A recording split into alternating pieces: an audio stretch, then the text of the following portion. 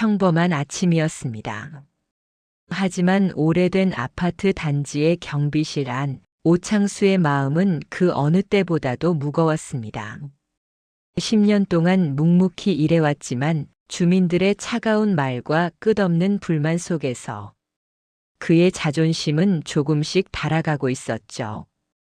견디고 또 견디던 그 마음은 어느새 자신보다 약한 사람에게 흘러가고 있었습니다. 그리고 그날 단지에 처음 들어선 택배기사 한도윤. 비를 맞으며 무거운 상자를 들고 서 있던 그 순간 창수의 억눌린 감정은 조용히 흔들리기 시작합니다. 작은 마찰 하나. 그러나 그 안에 쌓여 있던 감정은 결코 작지 않았습니다. 이 평범한 아침은 그들의 삶을 뒤흔들 거대한 파동의 시작이었습니다. 아침 햇살이 오래된 아파트 단지를 천천히 비추고 있었습니다. 벚나무 가지 사이로 노란 빛이 떨어지며 경비 초소 앞을 환하게 비췄습니다. 오창수는 늘 하던 대로 모자를 반드시 눌러 쓰고 손에 든 쓸개비로 인도를 쓸고 있었습니다. 10년 넘게 이 일을 해온 그는 작은 소리에도 귀를 기울이는 사람이었죠. 그의 얼굴에는 무표정이 자리했지만 속으로는 피곤이 쌓여 있었습니다. 주민들의 민원, 사소한 트집, 늘 자신을 아랫사람 취급하는 말투들. 어제도 한 주민이 경비 아저씨, 이것도 제대로 못해? 라며 쓰레기 분리수거 문제로 따졌습니다. 그런 하루가 또 시작된다는 생각에 가슴이 답답했습니다. 오창수는 잠시 멈춰 서서 단지를 둘러봤습니다.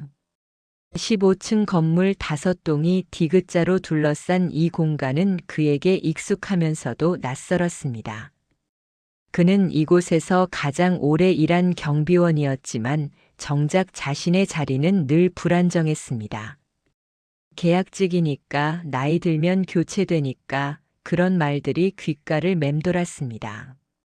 그때 멀리서 택배 트럭 한 대가 단지 정문 앞에 멈춰 섰습니다. 운전석에서 내린 사내는 40대 중반쯤 되어 보였습니다. 단정한 복장, 단단한 체격, 그러나 얼굴엔 피로의 그림자가 묻어 있었습니다. 그는 바로 새로 부임한 택배기사 한도윤이었습니다. 도윤은 차량 뒷문을 열고 물건 목록을 확인했습니다. 태블릿 화면에는 오늘 배송할 물건이 120여 개나 표시되어 있었습니다. 그는 한숨을 내쉬며 무거운 상자를 조심스레 내렸습니다. 지난 배송지에서 민원이 들어와 회사로부터 경고를 받은 터라 오늘은 더욱 신경 써야 했습니다. 입구를 살피던 도윤의 눈에 경비 초소 옆에 서 있는 오창수가 들어왔습니다. 눈빛은 낯선 일을 경계하는 듯 했고 표정은 냉정했습니다. 도윤은 속으로 생각했습니다. 까다로운 분이신가 보네. 첫인상부터 좀 그렇네. 도윤이 정중히 인사했습니다. 새 택배 기사입니다. 오늘부터 담당 구역이 여기입니다. 그는 의도적으로 목소리 톤을 낮추고 고개를 숙였습니다.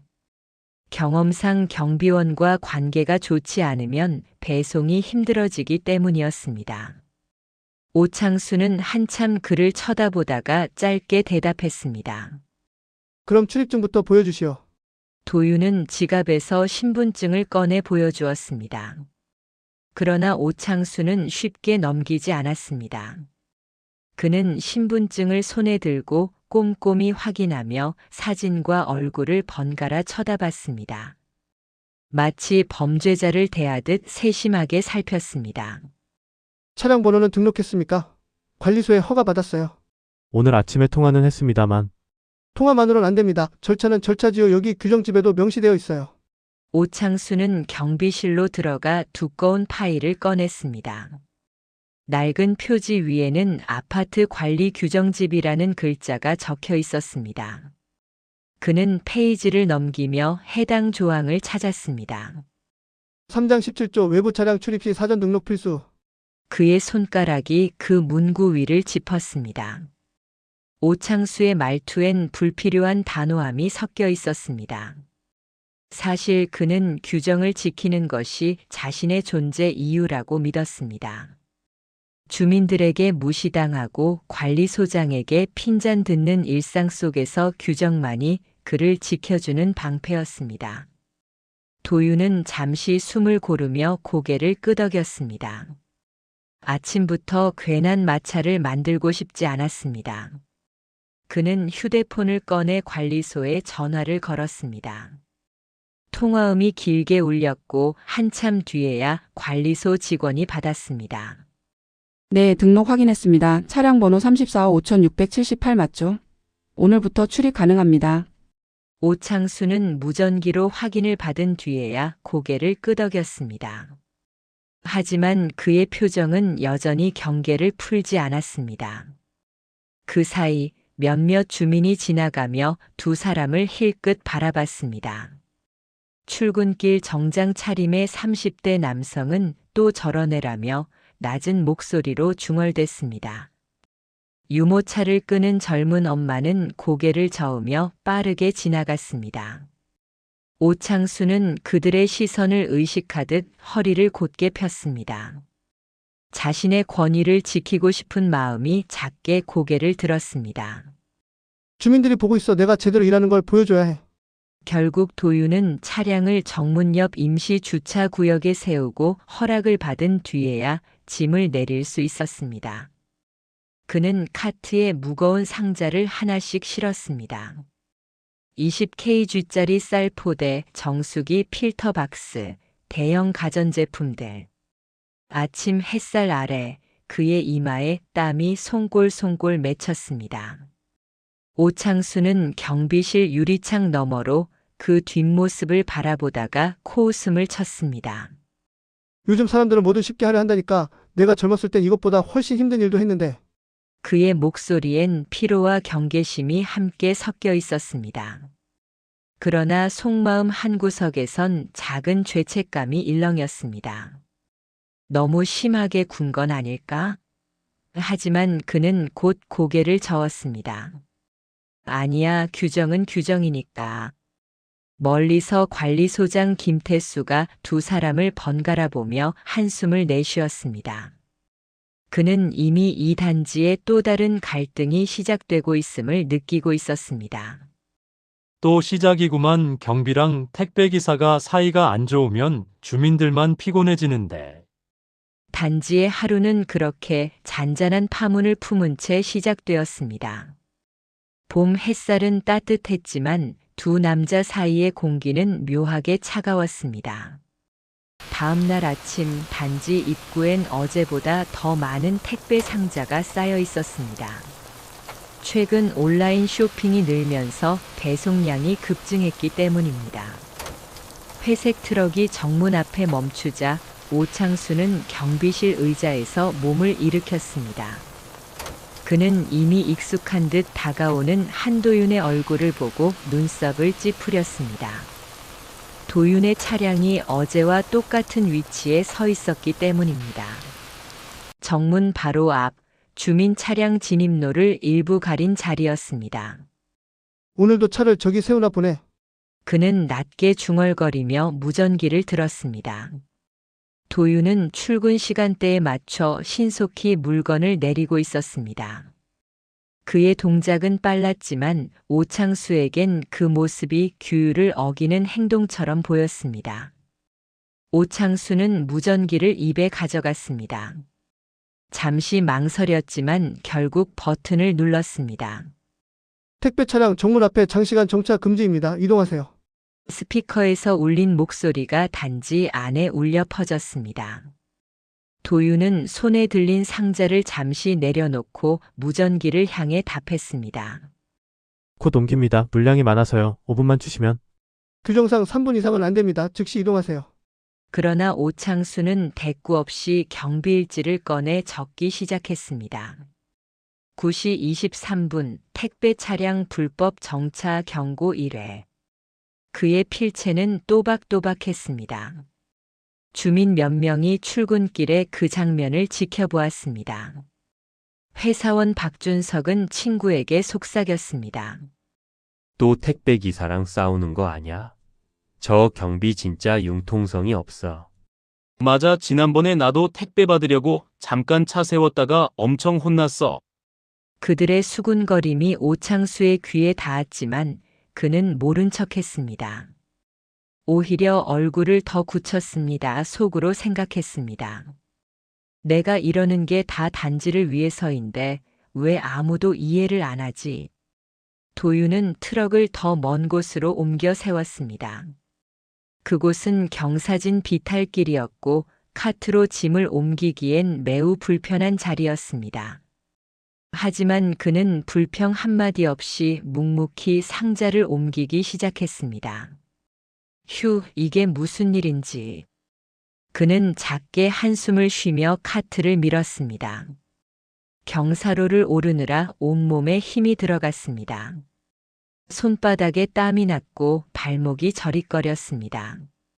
그때 하늘에서 빗방울이 떨어지기 시작했습니다. 처음엔 가랑비였지만 점점 굵어졌습니다. 젖은 골목길을 따라 카트 바퀴가 미끄러졌고 균형을 잃은 상자 하나가 바닥에 떨어져 모서리가 찢어졌습니다. 아, 젠장. 도윤은 손수건으로 물기를 닦으며 한숨을 내쉬었습니다. 상자 앞물건이 깨지지 않았는지 확인했습니다. 다행히 포장재가 충격을 흡수해 내용물은 무사했습니다. 하지만 찢어진 박스는 그대로 배송할 수 없었습니다. 그는 트럭으로 돌아가 테이프로 응급 처치를 했습니다. 오창수는 경비실 안에서 그 모습을 유리창 너머로 보고 있었습니다. 그러게 정해진 대로 했으면 저럴 일도 없지. 규정이 괜히 있는 게 아니잖아. 그의 입가에는 미묘한 냉소가 스쳤습니다. 하지만 마음 한구석에선 불편한 감정이 일렁였습니다. 비를 맞으며 일하는 도윤의 모습이 자꾸만 눈에 밟혔기 때문입니다. 내가 너무 심한 건가? 아니야, 이건 내 일이니까 규정을 지켜야 단지가 돌아가. 멀리서 박말순 할머니가 장바구니를 들고 지나가다 그 장면을 보았습니다. 비를 맞으며 짐을 옮기는 도윤의 어깨가 축 처져 있었습니다. 그녀는 잠시 걸음을 멈췄습니다. 아이고, 저 청년 비 맞으면서 일하네. 경비 아저씨도 좀 봐주지. 하지만 그녀는 결국 아무 말도 하지 못했습니다. 오창수가 무서워서가 아니라 괜히 나섰다가 문제가 커질까봐 걱정되었기 때문입니다. 한쪽에서는 관리소장 김태수가 서류를 들고 이리저리 전화를 돌렸습니다. 민원이 또 들어왔던 것입니다. 네, 주민님 택배 문제는 제가 다시 조율하겠습니다. 예, 경비원에게도 말씀드리고요. 전화를 끊은 그는 깊은 한숨을 내쉬었습니다. 주민 불편, 택배 지연, 경비 규정 문제, 그 말들이 뒤섞여 복잡하게 얽혔습니다. 비가 점점 거세졌습니다. 도윤의 손등엔 상자 모서리 자국이 붉게 남았습니다. 그는 젖은 발자국을 남기며 계단을 오르기 시작했습니다. 엘리베이터는 택배기사 사용 금지라는 안내문이 붙어 있었기 때문입니다. 그때 경비실 안 라디오에서 흘러나오는 트로트 음악이 오창수의 얼굴을 비추었습니다. 요즘 젊은 사람들은 참 쉽게 포기한다니까. 내가 젊었을 땐 이것보다 훨씬 힘든 일도. 그는 그렇게 혼잣말을 하며 의자에 깊숙이 몸을 기댔습니다. 창밖의 빗소리가 점점 커졌습니다. 단지의 공기는 눅눅했고 두 남자의 거리도 조금 더 멀어졌습니다. 오창수는 따뜻한 커피를 마시며 모니터를 응시했고 도윤은 비를 맞으며 계단을 올랐습니다. 같은 공간, 다른 온도, 그렇게 하루가 저물어갔습니다. 주말 아침 단지는 평일보다 더 분주했습니다. 아이들 웃음소리, 택배 트럭의 경적, 주민들의 대화가 얽혀 복잡한 소음이 퍼졌습니다. 토요일은 온라인 쇼핑몰들의 주간 배송이 집중되는 날이었습니다. 한도윤은 트럭 안에서 오늘 배송할 물건 목록을 다시 확인했습니다. 태블릿 화면을 스크롤하자 끝없이 주소가 나타났습니다. 상자 더미가 산처럼 쌓여 있었고 그중 절반은 무거운 가전제품이었습니다. 32인치 TV 2개, 공기청정기 세대, 정수기 이거 오늘 다 나를 수 있을까?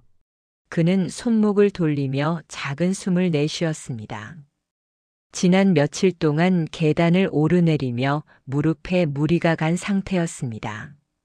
아침에 일어날 때도 관절이 뻐근했고 진통제를 먹어야 했습니다. 오늘은 엘리베이터 좀 써야겠네. 이건 계단으로는 무리야. 그는 관리소 안내판을 살펴보며 출입 동선을 점검했습니다. 3동과 5동에 배송이 집중되어 있었습니다. 도윤이 3동 앞에 카트를 세우자 오창수가 경비실에서 나왔습니다. 그는 도윤이 엘리베이터 쪽으로 향하는 걸 보고 무전기를 잡았습니다. 한씨 거기 엘리베이터 쓰면 안 됩니다. 계단 이용하세요. 짐이 너무 무거워서 잠깐만요. 이 TV는 혼자 계단으로 못 나릅니다. 안 됩니다. 주민 이용 시간이에요. 안전 규정이기도 하고요. 하지만 지금은 사람이 없는데. 규정은 규정입니다. 도윤은 말을 잇지 못하고 무겁게 고개를 끄덕였습니다. 그는 32인치 TV 박스를 다시 바닥에 내려놓았습니다. 그가 들어간 3동 현관문 옆에는 낡은 종이가 붙어 있었습니다. 택배 배송 시 엘리베이터 사용 금지 마이너스 주민 우선 이용. 문구는 인쇄된 것이 아니라 누군가 손글씨로 적은 것이었습니다. 종이 가장자리는 테이프가 벗겨져 구겨져 있었습니다. 도윤은 잠시 멈춰 그 문구를 바라봤습니다. 왠지 낯선 냉기 같은 것이 마음에 스며들었습니다. 나도 사람인데 주민만 사람인가? 그는 결국 계단을 택했습니다. 첫 상자를 들고 한 층, 두 층, 천천히 올라갔습니다. 무거운 박스가 어깨에 눌리고 발목이 저릿하게 아파왔습니다. 3층까지 올라가자 숨이 턱까지 찼습니다. 휴휴. 그는 계단 손잡이를 잡고 잠시 쉬었습니다. 등에서 땀이 흘러내렸습니다. 시계를 보니 이미 30분이 지나 있었습니다.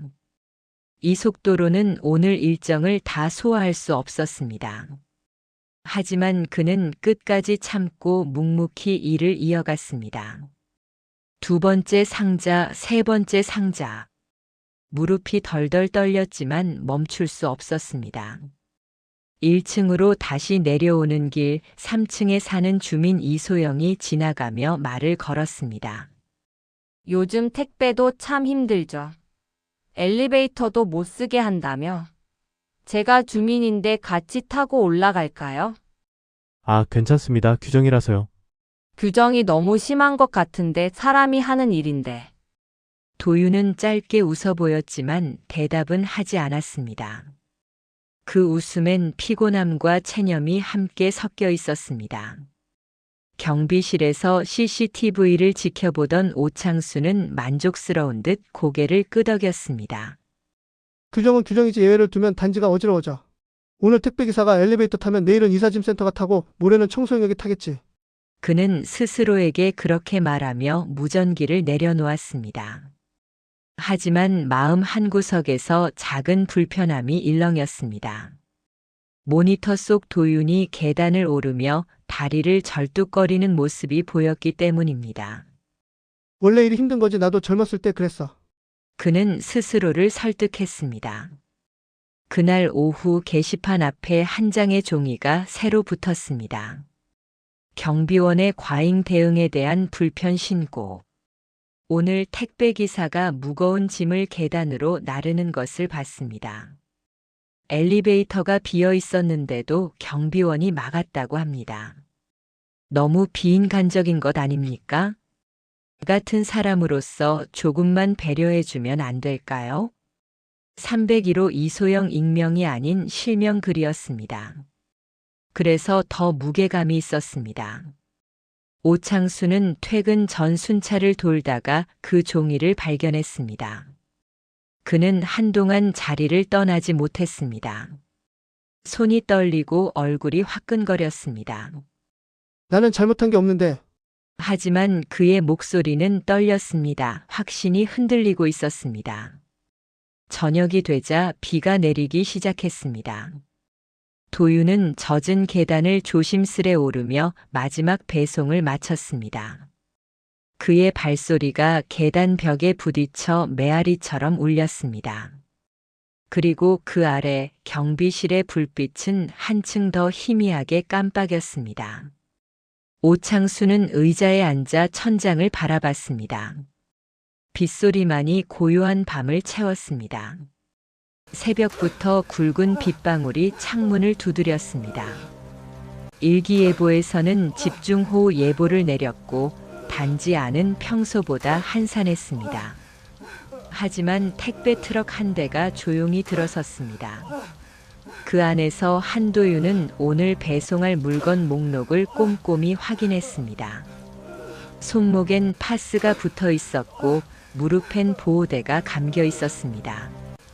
지난 며칠의 피로가 여전히 몸을 짓누르고 있었지만 그는 일을 멈출 수 없었습니다. 아파도 일은 해야지. 이번 달 실적이 부족하면 다음 달 계약이 위험해. 그는 진통제 하나를 물과 함께 삼켰습니다. 오창수는 경비실에서 CCTV 모니터를 살피고 있었습니다. 화면 속엔 비를 맞으며 상자를 나르는 도윤의 모습이 잡혔습니다. 이 비에 또 일을 나오네. 그는 잠시 안쓰러운 눈빛을 보냈지만 곧 고개를 저으며 눈길을 돌렸습니다. 그의 머릿속엔 며칠 전 올라온 경비원의 갑질이라는 게시글이 떠올랐습니다. 댓글만 40개가 넘었고 대부분이 자신을 비난하는 내용이었습니다. 융통성 없는 꼰대, 규정만 아는 로봇, 사람 마음도 모르나. 그런 말들이 머릿속을 맴돌았습니다. 그날 이후 주민들의 시선이 달라졌습니다. 누군가는 인사를 하지 않았고 누군가는 일부러 다른 길로 돌아갔습니다. 심지어 어제는 한 주민이 경비 아저씨, 요즘 유명인이시던데요? 라며 비꼬듯 말했습니다. 오창수는 억울함과 자존심 사이에서 갈피를 잡지 못했습니다. 나는 규정대로 한 건데 왜 나만 욕을 먹는 거야? 내가 뭘 잘못했다고. 그는 그렇게 중얼거리며 비를 바라봤습니다. 창밖으로 빗줄기가 점점 거세지고 있었습니다. 그때 CCTV 화면 속 도윤이 계단을 오르던 장면이 보였습니다. 그는 커다란 전자레인지 박스를 어깨에 메고 있었습니다. 비에 젖은 바닥은 미끄러웠고 계단엔 물기가 고여 있었습니다. 도윤은 한 발 한 발 조심스럽게 올라갔습니다. 4층, 거의 도착할 무렵이었습니다. 하지만 그 순간 계단 모서리에 고인 빗물에 발이 헛디뎌 몸이 크게 휘청였습니다. 으악. 쿵, 쾅. 둔탁한 소리와 함께 상자가 계단 아래로 굴러떨어졌습니다. 도윤의 몸도 함께 미끄러졌습니다. 그는 본능적으로 난간을 붙잡았지만 오른쪽 발목이 계단 모서리에 부딪혔습니다. 악. 비명이 계단참을 울렸습니다. CCTV 화면이 흔들리며 박스가 부서지는 모습이 잡혔습니다. 전자레인지가 상자 밖으로 튀어나와 바닥에 부딪혔습니다. 유리문이 산산이 깨졌습니다. 오창수는 무의식적으로 자리에서 일어났습니다. 손이 무전기로 향했지만 잠시 멈칫했습니다. 저 사람이 다쳤나? 아니야, 그냥 넘어진 것뿐이야. 금방 일어나겠지. 하지만 모니터 속 도윤은 일어나지 않았습니다. 그는 바닥에 쓰러진 채 발목을 움켜쥐고 있었습니다. 얼굴이 창백하게 질려 있었습니다. 괜히 나섰다가 또 문제되면 어쩌지. 주민들이 뭐라고 할지. 그는 입술을 깨물며 다시 의자에 앉았습니다. 하지만 가슴이 두근거렸습니다. 양심이 그를 괴롭혔습니다. 몇 초 뒤 3층에 사는 이소영이 비명을 지르며 계단으로 뛰어올랐습니다. 사람이 다쳤어요. 누가 119 좀 불러요. 택배 기사님이 쓰러졌어요. 그녀의 외침이 단지 안에 울려 퍼졌습니다. 단지 안이 갑자기 술렁이기 시작했습니다. 창문이 열리고 사람들이 베란다로 나왔습니다. 오창수는 경비실 유리문을 통해 그 소리를 들었습니다. 하지만 몸이 굳은 듯 움직이지 않았습니다. 다리가 떨렸습니다. 내가 가야 하나 하지만 나 때문에 다친 건 아니잖아. 그는 스스로를 변명했습니다. 하지만 목소리는 떨렸습니다. 구급차 사이렌 소리가 가까워지자 그는 결국 밖으로 나왔습니다. 비가 얼굴을 때렸습니다. 빗속에서 도윤이 들것에 실려나가는 장면이 눈에 들어왔습니다. 그의 얼굴은 창백했고 손끝이 미세하게 떨렸습니다. 발목은 이상하게 꺾여 있었고 응급요원이 부목을 대고 있었습니다. 골절로 보입니다. 빨리 병원으로 가야 해요. 주민들이 우산을 들고 모여들었습니다. 웅성거림이 빗소리에 섞여 흩어졌습니다. 저 택배기사 맨날 계단으로 나르던 분이잖아. 엘리베이터도 못 쓰게 해서 그런 거 아니야? 경비원이 너무 심했지. 사람이 다쳤는데. 오창수는 그 자리에 멍하니 서 있었습니다. 비가 모자챙을 타고 떨어지며 얼굴을 적셨습니다. 그는 잠시 하늘을 올려다봤습니다. 빗방울이 눈시울을 타고 흘렀지만 그것이 눈물인지 비인지 알 수 없었습니다. 내가 이렇게 하려고 한 건 아니었는데. 그의 목소리는 떨렸습니다. 멀리서 구급차가 사이렌을 울리며 떠나갔습니다. 빨간 불빛이 빗속에서 흐릿하게 사라졌습니다.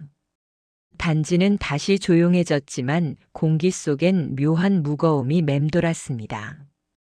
경비실 문이 천천히 닫히며 안쪽 불빛이 희미하게 흔들렸습니다. 오창수는 경비실로 돌아와 의자에 주저앉았습니다. CCTV를 다시 재생했습니다. 도윤이 넘어지는 장면이 반복되었습니다. 내가 엘리베이터를 써도 된다고 했으면 이런 일은 없었겠지. 그날의 빗소리는 오창수의 귓가에 오래도록 남아 있었습니다. 폭우가 그치지 않던 오후 단지 안은 긴장감으로 가득했습니다. 구급차가 떠난 뒤에도 사람들의 웅성거림은 멈추지 않았습니다. 비에 젖은 계단에는 부서진 상자 조각과 흩어진 포장지가 남아 있었습니다. 깨진 전자레인지 유리 파편이 빗물에 씻겨 내려가고 있었습니다. 그 흔적은 조용하지만 선명하게 사고의 여운을 남기고 있었죠. 박말순 할머니는 우산도 쓰지 않은 채 현관 앞에 서 있었습니다. 젊은 택배기사가 들것에 실려나가던 장면이 눈에 아른거렸습니다. 그의 창백한 얼굴에 꺾인 발목과 떨리던 손. 그녀의 손이 떨렸습니다. 아무도 말리지 않았잖아. 경비 아저씨도 그냥 보고만 있었어. CCTV로 다 봤을 텐데. 분노와 안타까움이 한꺼번에 솟구쳤습니다. 그녀는 지난 며칠 동안 참아왔던 감정이 폭발하는 걸 느꼈습니다. 그녀는 곧장 경비실로 향했습니다. 빗물이 옷을 적셨지만 개의치 않았습니다. 문을 벌컥 열자 안에서 오창수가 놀란 눈으로 고개를 들었습니다. 창수 씨, 그 청년 다친 거 봤어요? 당신은 사람이에요, 규정이에요? 목소리는 떨렸지만 단호했습니다. 오창수는 입을 열었다 닫았다가 결국 낮은 목소리로 대답했습니다. 난 내 할 일 했을 뿐입니다. 규정대로 했어요. 내가 엘리베이터 사용을 막은 건 맞지만 넘어진 건 내 잘못이 아니잖아요. 규정? 그게 사람보다 중요합니까?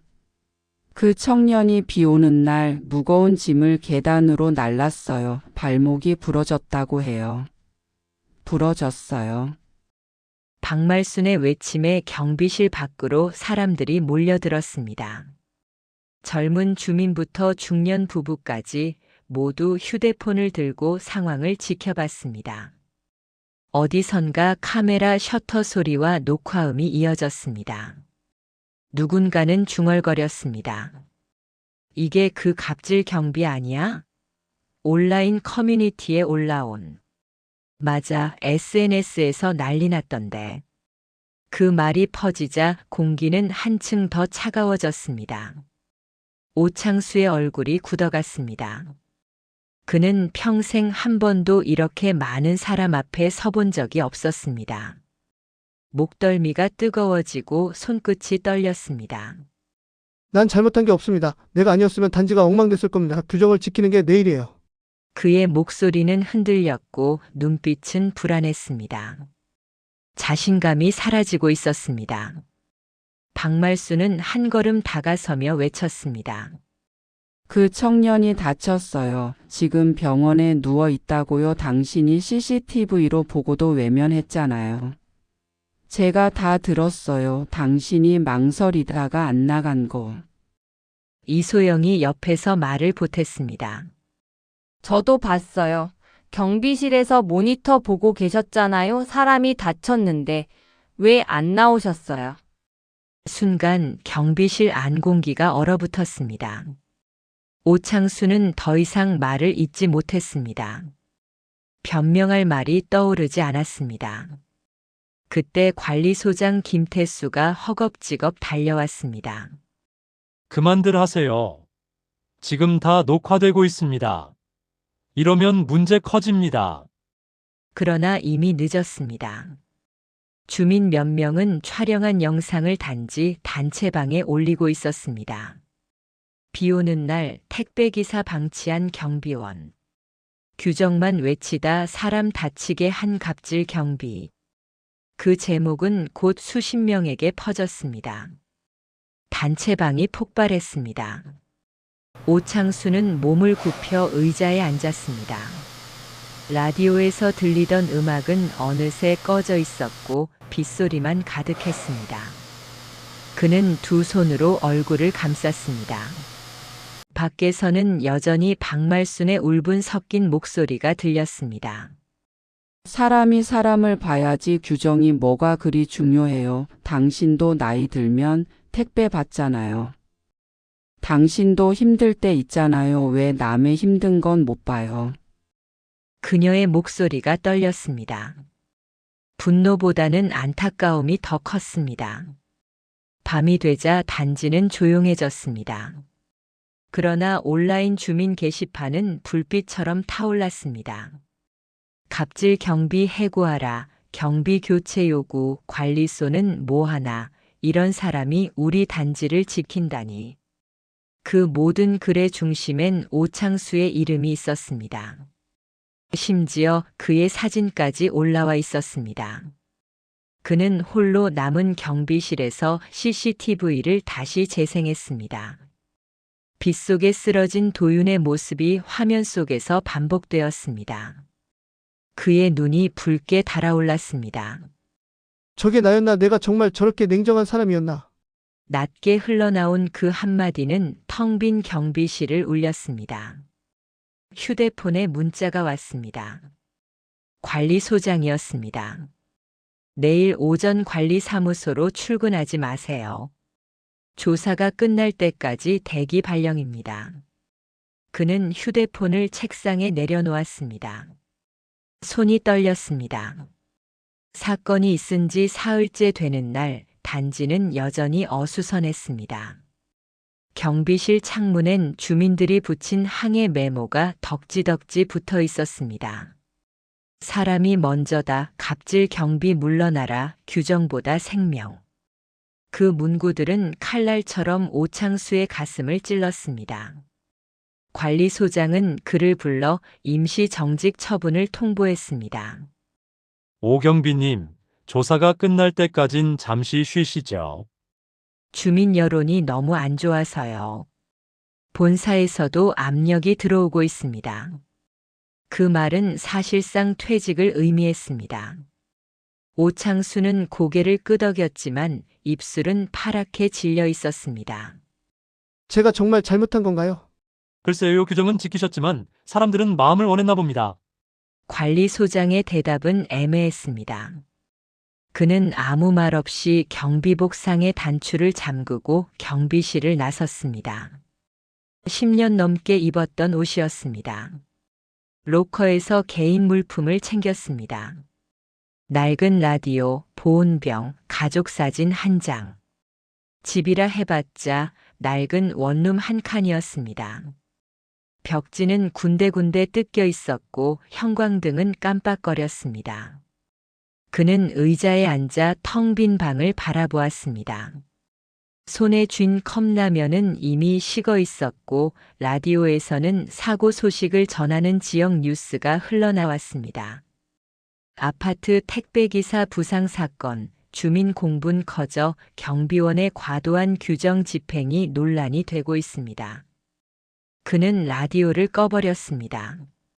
하지만 앵커의 목소리가 귓가에 맴돌았습니다. 그날 오후 창문 밖으로 들려오는 택배 트럭 소리에 그는 고개를 들었습니다. 그 소리만 들어도 심장이 두근거렸습니다.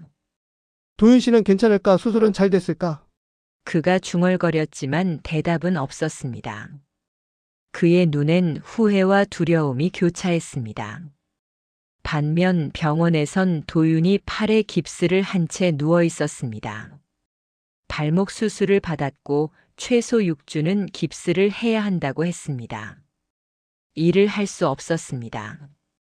그는 휴대폰으로 단지 온라인 게시판을 보고 있었습니다. 경비가 사과해야지. 택배기사님 힘내세요. 병원비는 경비가 내야 합니다. 법적 조치하세요. 댓글 속엔 위로와 분노가 뒤섞여 있었습니다. 도윤은 씁쓸하게 웃었습니다. 이게 다 무슨 난리람. 나는 그냥 조심하지 못한 건데.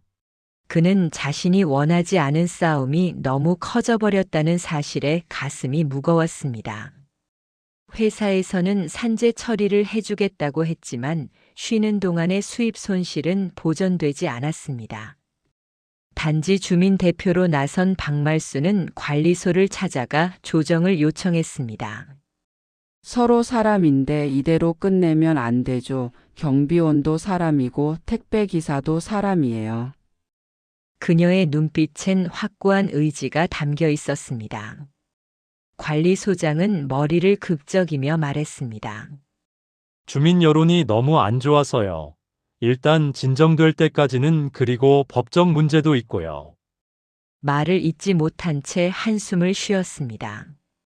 그날 저녁 오창수의 아내가 전화를 걸어왔습니다.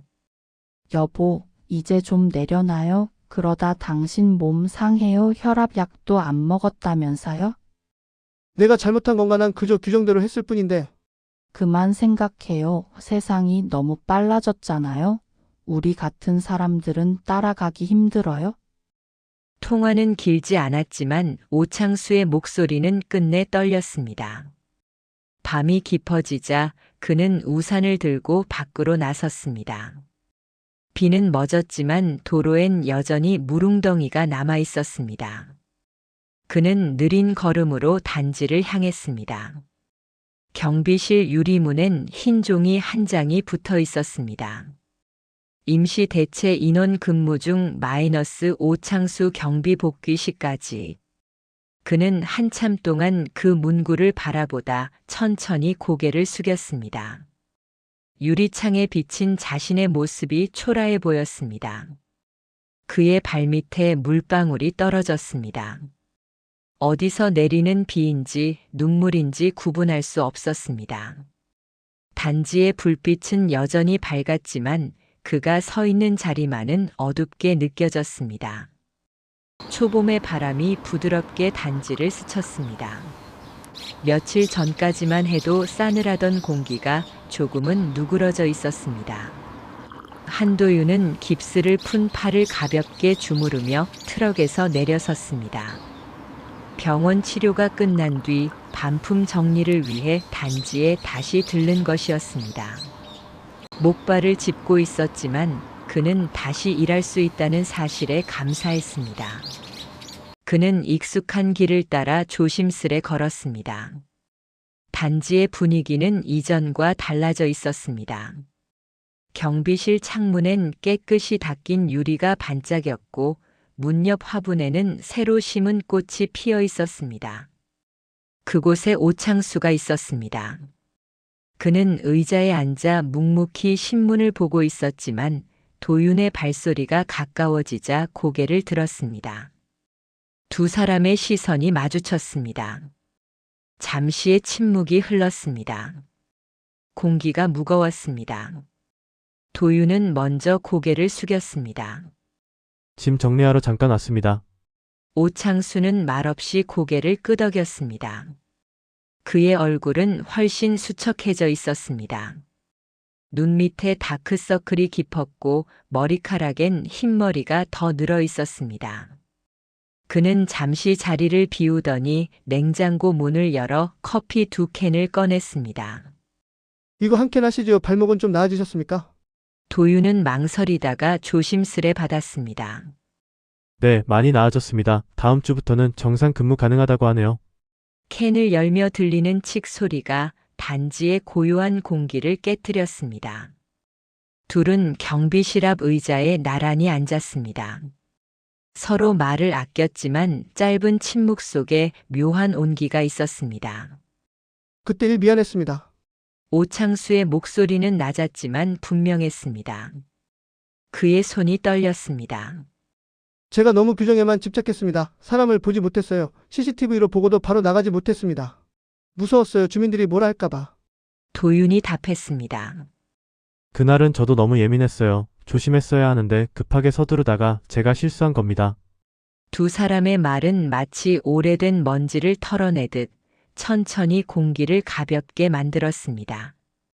그때 저 멀리서 박말순 할머니가 장바구니를 들고 오고 있었습니다. 그녀는 둘을 보더니 환하게 웃었습니다.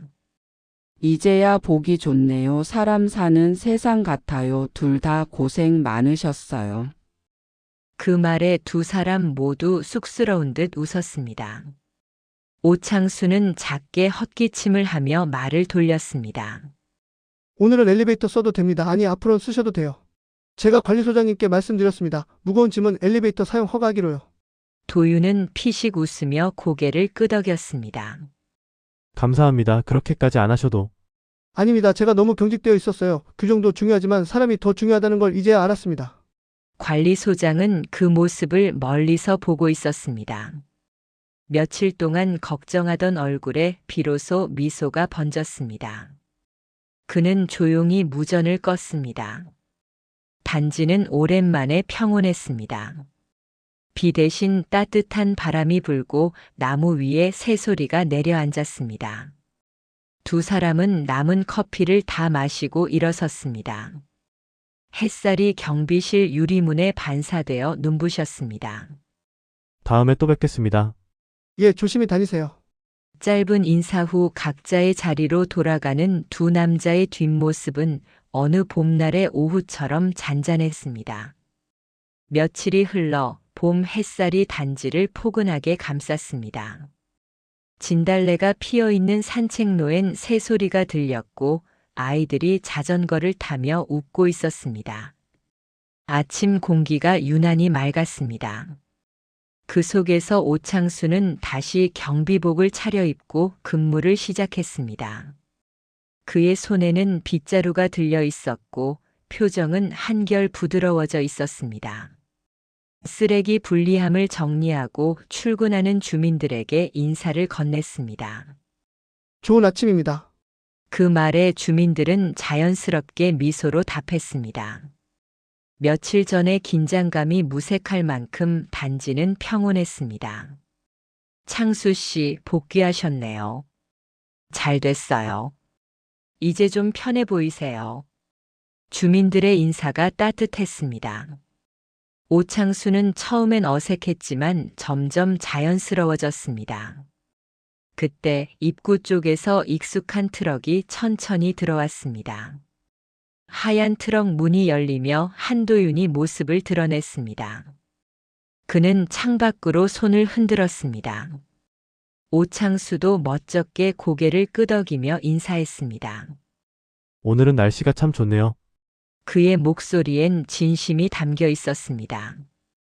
도윤은 미소를 지으며 차량에서 내렸습니다. 트럭 짐칸을 정리하던 그는 조심스럽게 작은 상자 하나를 꺼냈습니다. 갈색 포장지 위엔 감사합니다라는 글씨가 적혀 있었습니다. 그는 그것을 오창수에게 내밀었습니다. 그동안 신세 많이 졌습니다. 별건 아니지만. 오창수는 잠시 멈칫했지만 곧 두 손으로 상자를 받았습니다. 이런 걸 다 고맙소. 그는 포장지를 풀어보았습니다. 안에는 커피 한 모금과 작은 손편지가 들어 있었습니다. 규정보다 마음이 먼저인 세상 함께 만들어가요. 마이너스 한도윤. 짧은 문장이었지만 오창수의 가슴에 따뜻하게 스며들었습니다. 그는 눈시울이 뜨거워지는 걸 느꼈습니다. 그는 하늘을 올려다봤습니다. 봄빛이 눈부시게 쏟아졌고 하얀 구름이 천천히 흘렀습니다. 경비실 스피커에서는 잔잔한 클래식 음악이 흘러나왔습니다. 그는 커피 한 캔을 꺼내 들며 조용히 미소 지었습니다. 그때 박말순 할머니가 지나가며 말을 걸었습니다. 이제야 살맛 나네요. 창수 씨 그 미소 오래 가야 해요. 그는 고개를 숙여 인사했습니다. 예, 이제는 좀 알겠어요. 사람 사는 게 결국 다 마음이더라고요. 규정도 필요하지만 그 안에 사람이 있어야 한다는 걸 배웠습니다. 할머니는 그의 어깨를 토닥였습니다. 늦지 않았어요. 깨달은 게 어디예요. 햇살은 점점 밝아졌고 단지의 하루가 다시 시작되었습니다. 택배 트럭이 천천히 골목을 빠져나가며 경쾌한 경적을 울렸습니다. 오창수는 그 소리를 들으며 천천히 빗자루를 움직였습니다.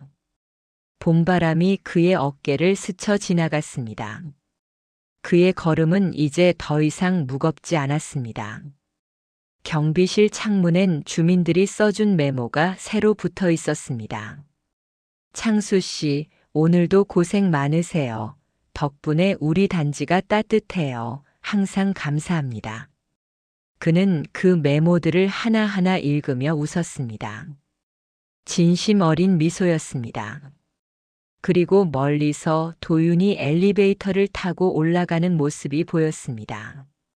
그는 카트에 무거운 짐을 가득 실었지만 얼굴엔 여유가 있었습니다.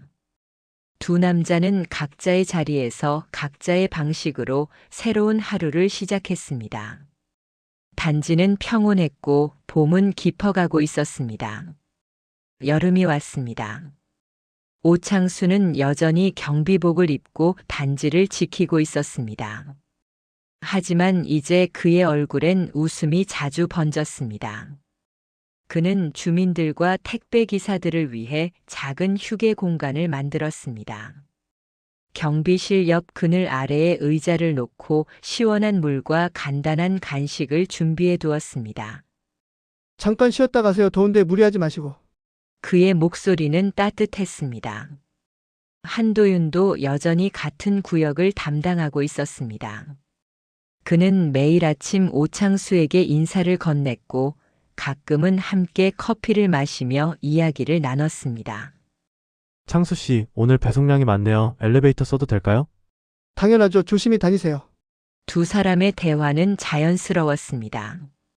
어느 날 단지 게시판에 새로운 공지가 올라왔습니다.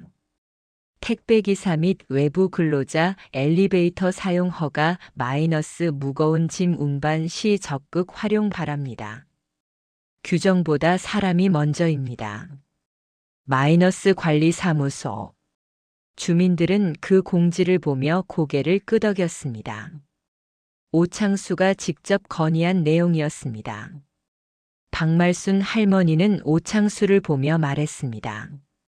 창수 씨 많이 변하셨어요. 좋은 방향으로요. 할머니께서 깨우쳐 주셨죠. 사람이 먼저라고. 그날 저녁 오창수는 경비실에서 CCTV를 보며 생각했습니다. 규정은 사람을 지키기 위해 있는 거지, 사람을 올가매기 위한 게 아니구나. 그의 깨달음은 늦었지만 진심이었습니다. 그리고 단지는 조금씩 변해가고 있었습니다. 서로를 이해하고 배려하고 존중하는 공간으로. 봄에 시작된 갈등은 여름에 화해로 꽃피었습니다. 그리고 그 꽃은 오랫동안 단지를 향기롭게 만들었습니다.